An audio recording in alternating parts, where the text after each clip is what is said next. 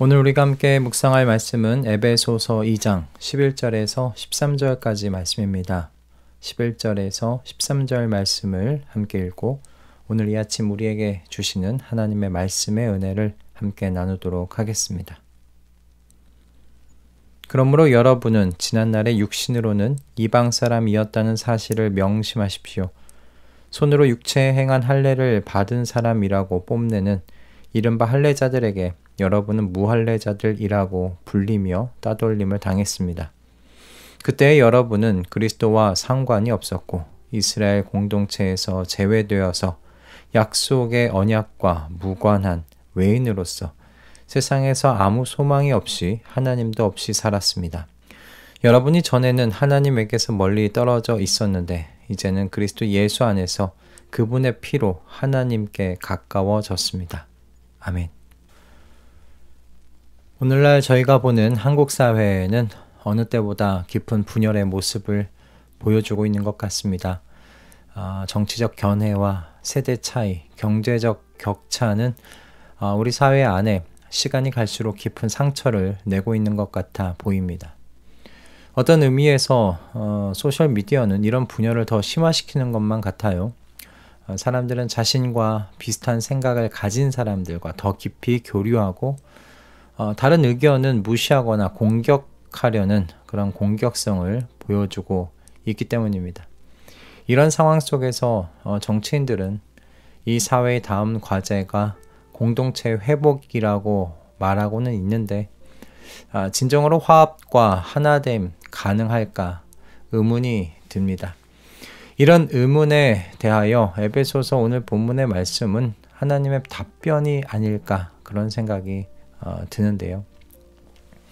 본문을 보면 바울이 살던 1세기 그 세계도 오늘 못지않게 깊은 분열을 겪고 있었다는 것을 우리가 쉽게 알게 됩니다. 특히 그 유대인과 이방인 사이의 단절은 단순한 문화적 차이를 넘어서 종교적, 사회적인 장벽이었죠. 유대인들은 이방인을 할례받지 않은 자라고 부르면서 경멸했다고 오늘 본문에 나와 있습니다. 그러니까 두 집단 사이에는 넘을 수 없는 벽이 존재했던 것이 분명합니다. 이런 상황 속에 있었던 이 과거를 바울은 에베소 성도들에게 명심하라는 말로 잊지 말라고 지금 말하고 있어요.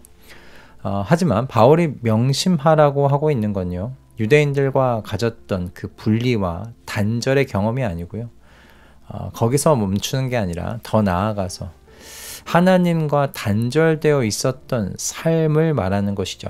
그때 여러분은 그리스도와 상관이 없었고 이스라엘 공동체에서 제외되어서 약속의 언약과 무관한 외인으로서 세상에서 아무 소망 없이 하나님도 없이 살았습니다.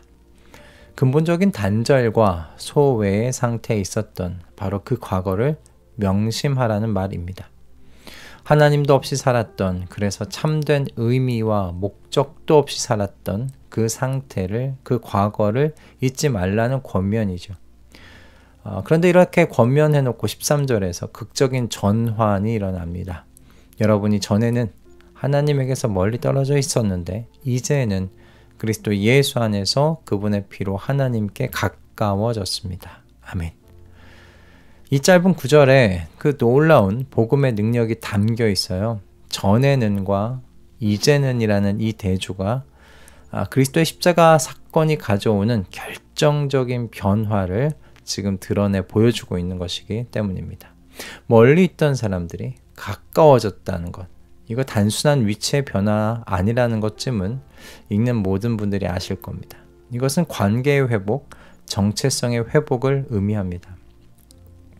이런 극적인 변화가 어떻게 일어났는가? 사도 바울은 그리스도의 피라고 이야기해요. 그분의 피가 하나님께 가까워지게 하도록, 우리를 그렇게 하나님께 가까워지게 만드는 대가였던 겁니다. 그리스도의 피로 근본적인 단절과 소외의 자리에 있었던 사람들이요, 하나님과 가까워지게 되었습니다. 더 나아가 하나님과 한 몸이 되었습니다. 하나님께서 그들 안에, 그들이 하나님 안에 있는 새로운 피조물이 된 것이죠. 이런 의미에서 십자가는 인류 역사상 가장 중요하고 역사적인 화해의 사건이라고 할 수 있을 것 같습니다. 그런데 문제는 이겁니다. 이런 십자가의 은혜와 능력 아래에서 세워진 교회가 세상의 분열을 치유하지 못하고 있는 것 같아 보이기 때문입니다. 오히려 때때로 교회 자체가 분열의 현장이 되기도 하는 것 같습니다. 왜 그럴까? 그것은 성도인 우리가 그리스도의 피의 의미를 잊었기 때문이 아닌가 싶습니다. 지난날에 육신으로 이방 사람들이었으니 이제는 그리스도 예수 안에서 그분의 피로 하나님께 가까워진 우리라는 사실 명심하지 못하고 잊어버린 건 아닌가 하는 겁니다. 십자가는 우리를 개인적으로 구원할 뿐만 아니라 우리를 하나의 새로운 공동체가 되게 해줍니다. 십자가를 통해 우리는 혈연과 지연과 학연을 초월한 새로운 연대, 십자가의 연대가 만들어지는 것을 볼 수 있고요. 그리고 봐야 한다고 믿습니다.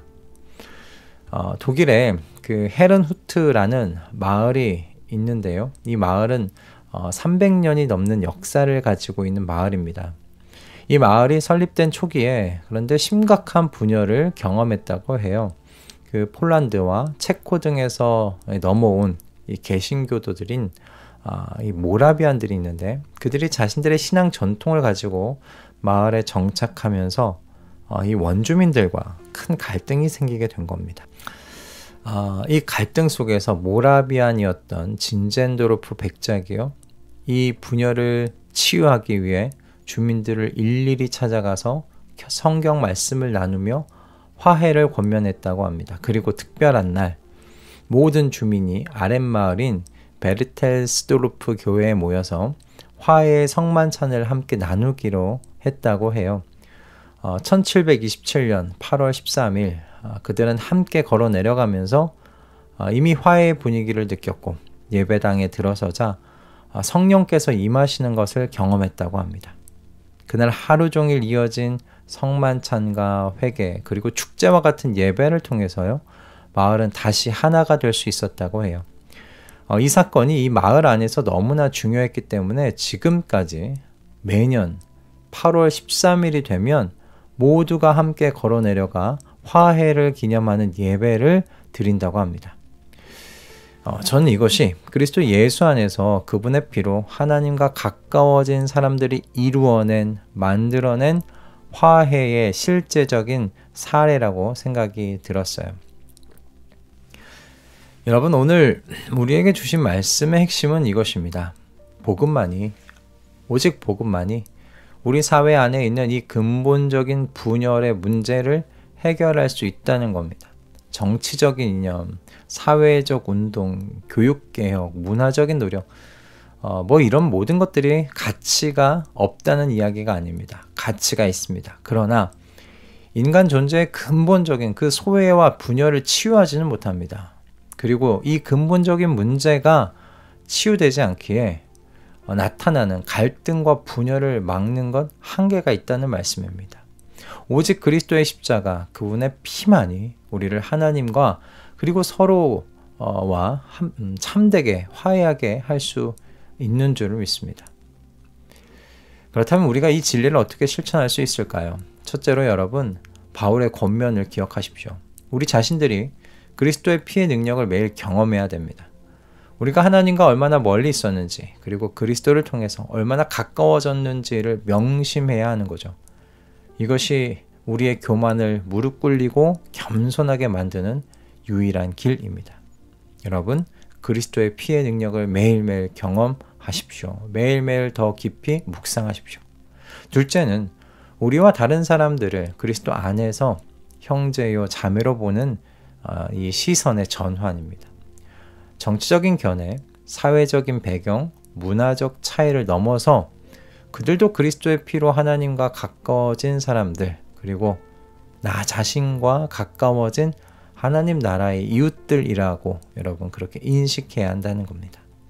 마지막으로 셋째는요, 여러분 교회가 화해의 공동체가 되어야 해요. 헤른후트 마을의 이야기가 우리에게 주는 교훈과 같이 여러분 교회는요, 그리스도 안에서 다양한 배경의 사람들이 모여 하나됨을 경험하는 곳입니다. 그리스도 안에서 서로 다른 세대와 다른 문화적 배경과 정치적인 견해를 가진 사람들도 하나가 될 수 있다는 것, 하나가 될 수 있는 곳임을 보여주어야 한다라는 말씀입니다. 물론 어려울 겁니다. 힘들 겁니다.